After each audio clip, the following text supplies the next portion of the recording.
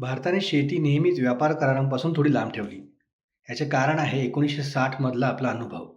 तेव्हा आपल्याकडे अन्न फार कमी होतं. युनायटेड स्टेट्सकडून गहू मागवायला लागला होता आणि त्यावेळेला आलेला गहू खाण्यासाठी नाही, तर जनावरांच्या खाद्यासाठी असा दर्जा होता. अशी चर्चा झाली. त्यामुळे लोकांमध्ये एक भावना तयार झाली होती, की आपलं अन्न जर दुसऱ्या देशाच्या दयेवर असेल, तर आपली अवस्था कधीही बिकट होऊ शकते. नंतर जास्त उत्पादन या नावाखाली परदेशातून आलेली रासायनिक शेतीची पद्धत भारतात पसरली. सुरुवातीला पिकं चांगली आली, पण हळू-हळू त्याचे तोटे देखील दिसू लागले. माती कमकुवत झाली, पाणी खराब झालं आणि शेतकऱ्यांचा खर्च वाढत गेला. खतं, औषधं आणि फवारणी हे सगळं दरवर्षी यूएसकडूनच घ्यावं लागणार होतं. बियाण्यांचंही तसंच झालं. बाहेरची स्वस्त किंवा हायब्रिड असलेली बियाणं पहिल्या वर्षी चांगलं, अगदी अल्प वेळेत उत्पादन देत होते. पण पुढच्या वर्षी तीच बियाणं वापरायचं नाही असा करार देखील होता. शेतकरी मग दरवर्षी कंपन्यांकडून नवीन बियाणं घ्यायला मजबूर झाला होता.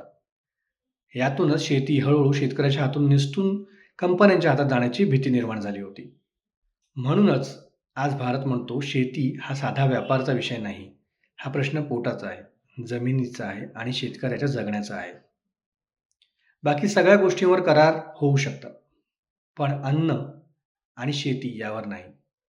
कारण शेती हातातून गेली तर देश मजबूत राहू शकत नाही, हे आपण पूर्वी पाहिलेलं आहे.